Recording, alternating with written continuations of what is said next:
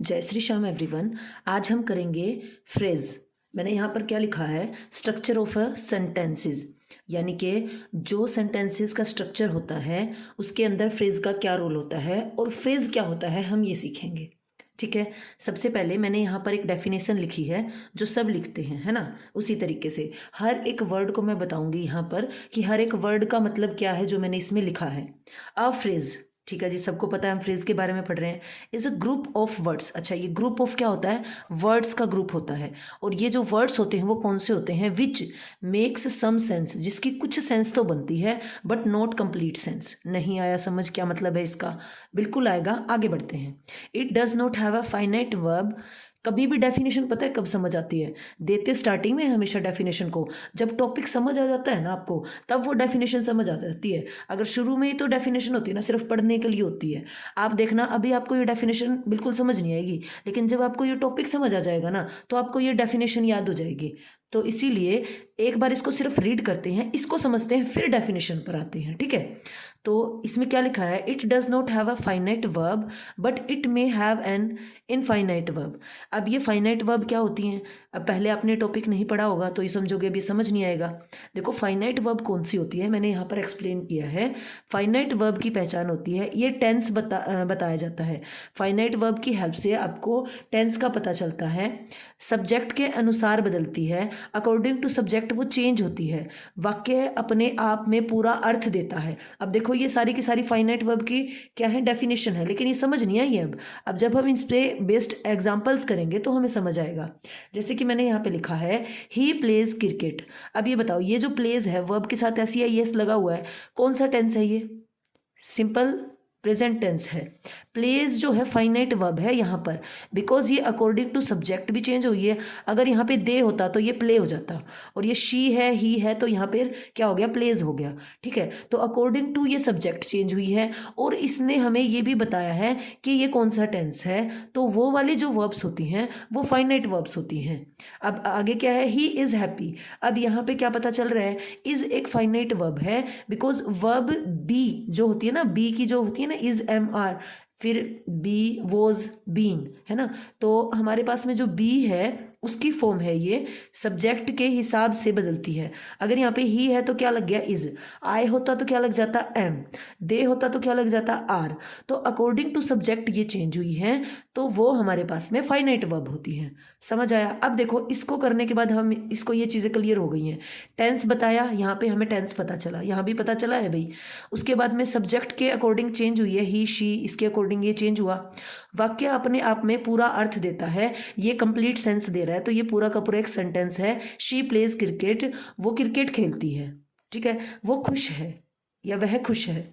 तो इस टाइप से फाइनाइट वर्ब ये होती हैं। तो इसने क्या किया, लिखा यहाँ पर, इसने यहाँ पर लिखा है it does not have a finite verb.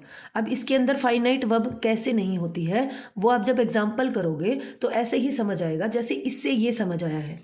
But it may have a infinite verb. An लगा है क्योंकि ये किससे शुरू हो रहा है, वोवल से। An infinite verb. Infinite verb कौन कौन सी होती हैं, इसके अंदर पार्टिसिपल आते हैं। पार्टिसिपल के अंदर भी कौन से, पास्ट पार्टिसिपल, प्रेजेंट पार्टिसिपल। उसके बाद में है इनडेफिनेट एंड जिरंड आते हैं। It has a meaning only in the context of a sentence. किसी भी फ्रेज का मीनिंग तभी निकलता है जब उसको सेंटेंस के अंदर लिखा जाता है। अगर उसको अलोन अकेला लिखा जाएगा तो वो कंप्लीट सेंस नहीं देगा। मे भी बात समझ आ सकती है, क्योंकि अगर दो बंदे हैं, एक टॉपिक पे डिस्कशन चल रहा है, तो कई बार इशारों इशारों में, छोटे छोटे वर्ड में हम समझा देते हैं ना एक दूसरे को, तो वो उन दोनों के बीच में पहले से उस टॉपिक पर लंबा डिस्कशन हो रहा होता है, इसलिए उन्हें कई बार वन वर्ड में या थोड़े से जो है लेंथ के सेंटेंस में बात समझ आ जाती है। ठीक है, लेकिन अगर जैसे मेरे को रीड करना है, कहीं पे लिखा हुआ है, तो मेरे को वो सेंटेंस के अंदर पिरोया हुआ लिखा हुआ मिलना चाहिए, जब मुझे उसका मीनिंग समझ में आएगा। अब यहाँ पर हम देखेंगे इस एग्जाम्पल से। अब ये डेफिनेशन आपको पूरी तरीके से क्लियर नहीं हुई है, इसका रट्टा तो बेशक लगा लो तुम, लेकिन अगर आप इसको करेंगे ना, देन आपको ये बातें समझ में आएंगी। जैसे यहाँ पे हमें पता चला, phrase is a group of words. लेकिन ये ठीक है, ग्रुप ऑफ वर्ड्स होता है। कैसे होता है, दिमाग में क्वेश्चन आएगा। अब इससे समझेंगे कैसे ये ग्रुप ऑफ वर्ड्स होता है। मैंने यहाँ पर लिखा है she has a ring of gold, उसके पास में गोल्ड की रिंग है। ठीक है, अब ये बताओ, मैं अगर यहाँ से इसको हटा दूँ और मैं इसको ये लिखूँ ऑफ गोल्ड, ठीक है, ऑफ गोल्ड, सिर्फ ऑफ गोल्ड लिखा हुआ है ये वाला, तो क्या ये कंप्लीट सेंस दे रहा है आपको? नहीं दे रहा है। लेकिन ये ग्रुप ऑफ वर्ड्स में ये इतना पार्ट इसका फ्रेज है, इतना पार्ट इसका फ्रेज है। तो phrase is a group of words हुआ कि नहीं हुआ? ग्रुप में कितने वर्ड्स हैं? 1 और 2, 2 वर्ड्स हैं, तो ये ग्रुप ऑफ वर्ड्स हुआ विच मेक सम सेंस। इसकी कुछ सेंस तो निकल रही है भाई, कोई चीज़ गोल्ड की अगर ये अकेला होता तो, लेकिन नॉट कंप्लीट सेंस, इसकी कंप्लीट सेंस नहीं बन रही है। वो कब बनती है? लास्ट वाली लाइन में क्या लिखा है हमने? It has a meaning only in the context of a sentence. जब हम इसको सेंटेंस में पिरोते हैं, सेंटेंस में लिखते हैं she has a ring of gold, यानी कि गोल्ड की रिंग की बात हो रही है, और वो रिंग भी शी की है या ही की है? शी की है, कोई लड़की है उसकी है, और उसके पास है वो। तो इसने कंप्लीट सेंस कब दी? जब इसको सेंटेंस में यूज किया गया। तो it has a meaning only in the context of a sentence. ठीक है, तो हमें पहली लाइन भी समझ आ गई है इस डेफिनेशन की, और लास्ट लाइन भी समझ में आ गई है। ठीक है, और ये वाली लाइन भी समझ में आ गई है। अब हमें समझना रह गया है डेफिनेशन का ये वाला पोर्शन कि it does not have a finite verb. अब ये बताओ, ऑफ गोल्ड में कोई वर्ब यूज हुई है? फाइनाइट वर्ब कौन सी थी जिससे हमें टेंस का पता चले? जो अकॉर्डिंग टू सब्जेक्ट चेंज हो। सबसे पहले तो इसके अंदर सब्जेक्ट ही नहीं है। ठीक है, ऑफ गोल्ड है हमारे पास में, किसी मटेरियल से कोई चीज़ बनी हुई है। ठीक है, तो यहाँ पर क्या है, हमारे पास में कोई भी फाइनाइट वर्ब नहीं है। अब यहाँ पर ये बोल रहा है कि इसमें कई बार मे हैव हो सकती है, इनफाइनाइट जरूरी नहीं हो सकती है। अब ये तो किससे शुरू हुआ है? ये तो शुरू है प्रपोजिशन से, और ये हमारे पास में गोल्ड क्या है? यहाँ पे नाउन हो गया वैसे तो, है ना, ऑफ गोल्ड। अब हम सेकेंड सेंटेंस को देखते हैं, you will succeed in the long run. इसकी हिंदी क्या होगी? लंबे समय में आप सफल होंगे। होंगे इन फ्यूचर होंगे, सफल होंगे किसके बाद? लंबे समय के बाद, इन द लॉन्ग रन, लंबे समय के बाद। अब इसके अंदर क्या है? देखो ये सब्जेक्ट है, ये जो है हमारे पास में इसके अकॉर्डिंग लग गया विल सक्सीड, फ्यूचर की बात हो रही है। इन द लॉन्ग रन, ये पूरा का पूरा हमारे पास में एक फ्रेज है। क्या है ये? फ्रेज है। उसके बाद में है, नेक्स्ट है, to know oneself is the beginning of wisdom. तो टू नो वन सेल्फ जो है, ये इतना का इतना, ये पूरा का पूरा, ये हमारे पास में क्या है? फ्रेज है। I enjoy watching matches. अब देखो टू नो, यहाँ पर ये कौन सी वर्ब यूज हुई है? To know. To know, to के बाद वर्ब की फर्स्ट फॉर्म लगी है, ये होती हैं इनडेफिनिट। इनडेफिनिट वर्ब्स कौन सी होती हैं? जब टू के साथ, तो यहाँ पर इनडेफिनेट वर्ब यूज हुई है, टू के साथ बेस फॉर्म लगी हुई है। उसके बाद यहाँ पे वॉचिंग मैचेस। अब ये I enjoy watching matches, noun की तरह काम कर रहा है यहाँ पे वॉचिंग, तो ये हुआ जिरंड। ठीक है, यह वर्ब जो एंजॉय है उसका क्या है? ऑब्जेक्ट है। आई एंजॉय, क्या एंजॉय किया भाई तुमने? वॉचिंग, देखना, क्या? मैचेस को। तो यहाँ पर जो वॉचिंग वर्ड्स है ये हमारे पास में जिरंड है, और देखो ये इतना हमारे पास में फ्रेज है। तो एक फ्रेज के अंदर फाइनाइट वर्ब यूज नहीं होती है, एक फ्रेज के अंदर फाइनाइट वर्ब यूज नहीं होती है, does not have a finite, but it have an infinite verb आपकी मिलेंगी। इनफाइनाइट वर्ब के अंदर पार्टिसिपल्स हो सकते हैं, इनडेफिनेट या जिरंड हो सकता है। इनडेफिनेट का एग्जाम्पल आपको ये मिल गया, और जिरंड का एग्जाम्पल आपको ये मिल गया है। ये यहाँ तक आपका क्या है? फ्रेज है। बात समझ में आई? डेफिनेशन क्लियर हुई? अब हम देखेंगे काइंड्स ऑफ फ्रेज। अलग अलग काइंड्स के फ्रेजेस होते हैं, उसको हम आगे डिस्कस करेंगे। अब हम करेंगे काइंड्स ऑफ फ्रेजेस। तो सबसे पहले हमारे पास में होता है adjective phrases, adverb phrases, noun phrases, prepositional phrases. एक एक को समझेंगे। आज हम करेंगे सिर्फ एडजेक्टिव फ्रेजेस क्या होते हैं। तो adjective phrases, a phrase that does the work of an adjective. अब देखो, अगर आप इस डेफिनेशन को याद करोगे, आप कर तो लोगे इस डेफिनेशन को याद, लेकिन ये एग्जांपल्स जब आपको समझ में आएंगे ना, तो आपको ये डेफिनेशन आपके दिमाग में सेट हो जाएगी। ठीक है, अभी देखते हैं इसको। एग्जांपल्स क्या है हमारे पास में? The blue eyed girl is my cousin. Adjective क्या होते हैं? क्या होते हैं? जो हमें नाउन के बारे में बताते हैं। ठीक है, इसमें ये जो गर्ल है, ये जो लड़की है, इसकी जो आंखें हैं वो ब्लू कलर की हैं। तो ब्लू आइड हमारे पास में लड़की के बारे में बताया गया है कि लड़की की आंखें ब्लू कलर की हैं। तो ये क्या हो गया हमारे पास में? ये एडजेक्टिव हो गया जो कि हमें किसके बारे में बता रहा है, गर्ल के बारे में बता रहा है। ये तो हो गया एडजेक्टिव। अब ये एडजेक्टिव फ्रेज क्या होता है, मैं इसको कन्वर्ट करके दिखाऊंगी आपको एडजेक्टिव फ्रेज में।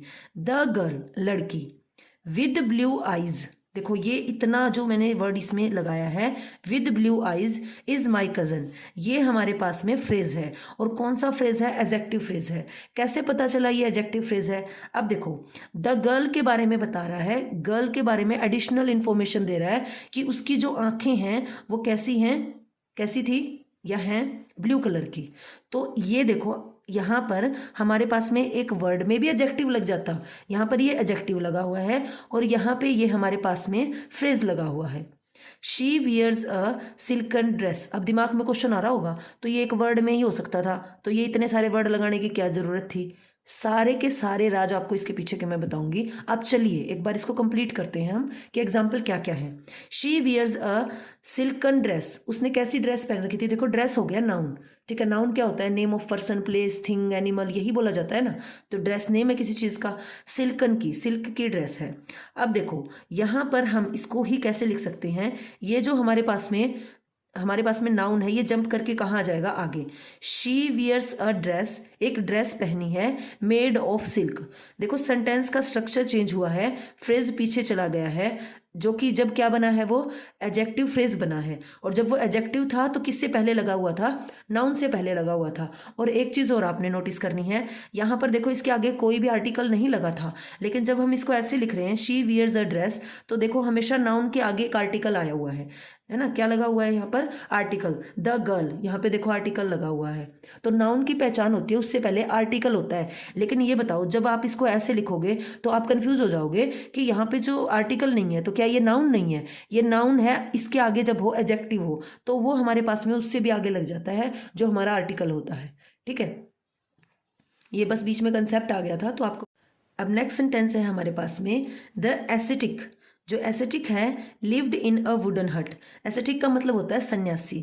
जो सन्यासी, पास्ट की बात हो रही है भाई, लिव्ड है, जो सन्यासी है एक लकड़ी की कुटिया में रहता था। अब इसी को भी हम कैसे, इसमें नाउन बताओ क्या है। एक तो भाई ये तो सब्जेक्ट हो गया, नाउन भी है भाई ये। उसके बाद में लिव्ड इन अ वुडन हट, हट झोपड़ी, झोपड़ी हमारे पास में क्या हो गई है, एक नाउन हो गया है। अब मैंने क्या कहा था, द एसेटिक लिव्ड इन अ हट, आ गया हट, ये जो वुडन है ये एडजेक्टिव है, इसका फ्रेज बनाना है एडजेक्टिव फ्रेज। तो क्या लिखेंगे, हट जो है मेड ऑफ वुड, तो यहाँ पर क्या लगा देंगे, मेड ऑफ वुड लगा देंगे। तो ये हमारे पास में क्या हो गया, एडजेक्टिव फ्रेज हो गया। एक और सेंटेंस देख लेते हैं, she spent a sleepless night. अब उसने बिताई जो रात थी वो उसको मतलब नींद नहीं आई पूरी रात उसको। तो यहाँ पर हमारे पास में जो स्लीपलेस वर्ड है वो एडजेक्टिव है। अब ये एडजेक्टिव फ्रेज क्या होता है, जब मैं इसी को ऐसे लिखूं, she spent a night without sleep, बिना सोए, तो हमारे पास में ये क्या हो गया, एक एडजेक्टिव फ्रेज हो गया। एक चीज़ आपने नोटिस की होगी, एडजेक्टिव फ्रेज में अप्रोक्सीमेट आपके आगे क्या लग रहे हैं, आपके लग रहे हैं प्रपोजिशन, ठीक है। प्रपोजिशन अप्रोक्सीमेट लग रहे हैं, हर बार तो नहीं कहेंगे हम, लेकिन प्रपोजिशन से शुरू हो रहा है वो, ठीक है। तो अब दिमाग में क्वेश्चन आपके आया होगा, एडजेक्टिव से बात बन रही थी तो एडजेक्टिव फ्रेज की क्या ज़रूरत थी, बिल्कुल आना चाहिए दिमाग में क्वेश्चन।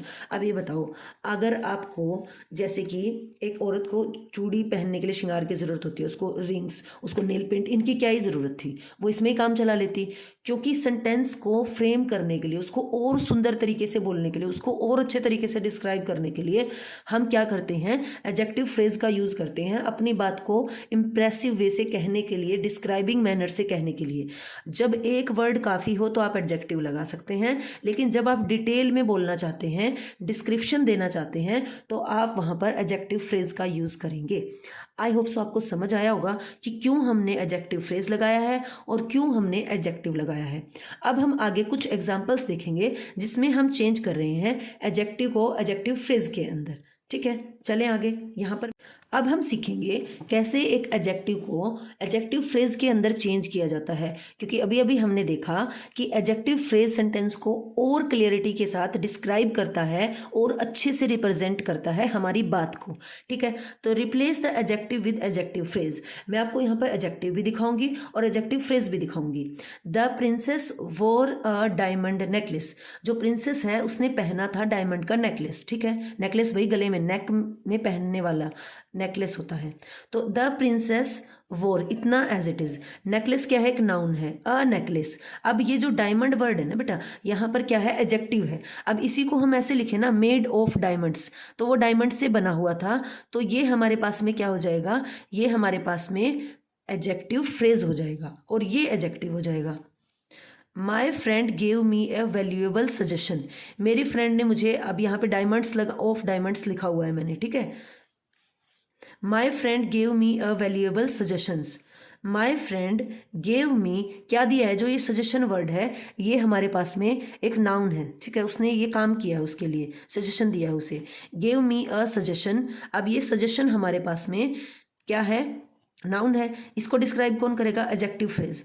ऑफ ग्रेट वैल्यू, या तो वैल्यूएबल वर्ड हमारे पास में एडजेक्टिव है और ऑफ ग्रेट वैल्यू हमारे पास में क्या है, एक एडजेक्टिव फ्रेज है। Nobody likes a bad tempered man. Bad tempered man को कोई पसंद नहीं करता। Nobody likes a man of bad temper. अब अ मैन, हम मैन हमारे पास में नाउन है, इससे पहले क्या लगा हुआ है, देखो आर्टिकल लगा हुआ है।